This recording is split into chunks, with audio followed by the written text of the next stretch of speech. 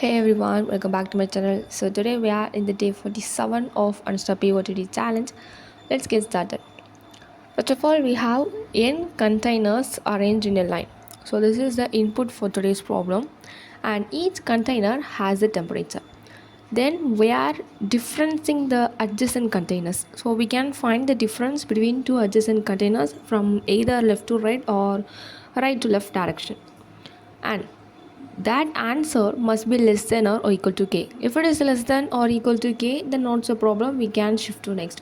Or else, if the value is greater than k, we have to reduce the temperature to this k value, and remaining temperatures will be added into cost.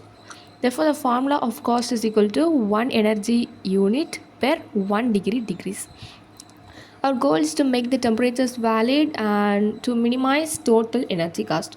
First of all, in the function we have three inputs as parameters, which is the number of containers and k, maximum allowed adjacent difference, and this is an array which contains all the temperature, and our output must be minimum total energy required. Okay, first of all, let's look at the steps. Here we are traversing two times, which is from left to right and also from right to left. As in the question, they mention as the difference between adjacent containers, but they didn't mention the direction, either left to right or right to left. So we are traversing both.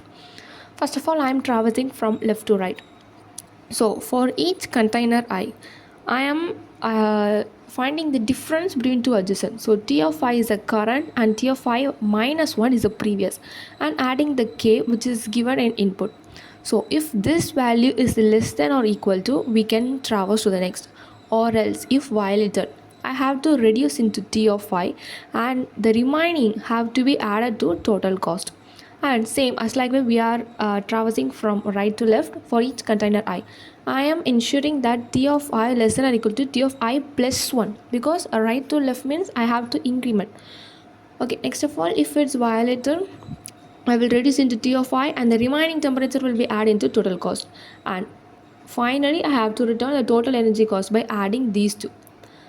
Okay, now let's look at the dry run. First of all, I have given n is equal to 5, which ensures I have 5 containers, and k is equal to 3, and I have the array of temperatures of the 5 containers. Next, I am giving a step-by-step dry run. So first of all, I am taking the temperature at 10. So here allowed max, for the first container we cannot compare the two adjacent, so I am leaving that, and the total cost remains 0. And I am taking the next container, which is 15. So here I am checking the previous, which is 10 plus the k value 3, which is 13, but I have 15 which is greater, so I am reducing it to 13, and the remaining 2 will be added into total cost. And next of all, I am taking 20. Here the previous will be 13, right? We have reduced to 13. So 13 plus 3 is equal to 16, but I have 20 which is greater, so I am reduced to 16, and the remaining 4 will be added into total cost. And next of all, the value 13. So 16, here the previous I have 16 plus 3 is equal to 19, but here I have 13 which is smaller, so I have not to do anything. And in the next, 13 plus 3 is equal to 16, but I have 25 which is much greater, so I am reducing into 16 and added the remaining into total cost. Okay, the final array will be 10, and I have reduced to 13, 16 and 13, 16.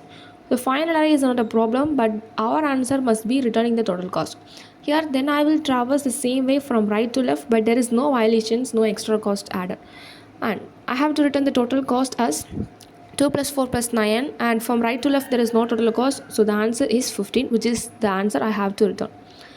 And here the time and space complexity will be big O of n, as I am using the for loops, and space complexity I am not taking any extra spaces.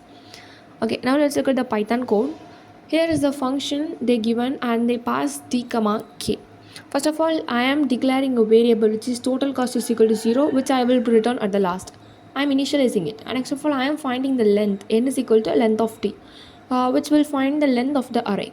And next of all, I have to traverse from left to right. So for loop for I in range of 1 comma n, because I am starting at the 1, the 0th index will be at the boundary, so there is no one to compare, so I am starting at the 1, and max allowed is equal to T of I minus 1, which is 0. So here for the first index I am adding 0th index plus k, and for the second index I will add first index plus k, like the way it will continue. So if the T of I current index is greater than max allowed, total cost, the remaining will be added to total cost. So I am minusing, finding the difference, T of I minus max allowed, the difference, the remaining will be added to total cost. And now the T of I will be changed into max allowed, the same as we do in the example. And next of all, I am doing a for loop from right to left. Here it will come from backwards, not n minus 1, as that's a boundary. So I am starting from n minus 2 and decrementing it till 0. I will check the condition. So max allowed is equal to T of I plus 1, right? Then I am checking the same condition. If the current is greater than max allowed, then total cost plus equal to the difference, which is T of I minus max allowed. And I am also changing the current T of I to max allowed. And finally, adding both, I will get the total cost. I am returning the answer. And the Java code is as simple as that. So here we have given the array and the k value.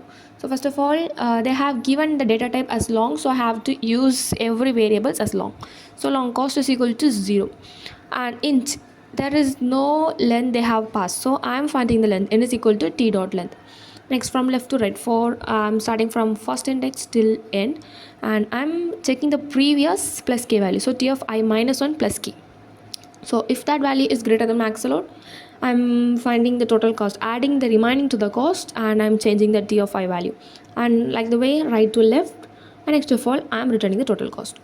So if you have any doubts, please comment in the comment section below. See you in the next video. Thank you for watching.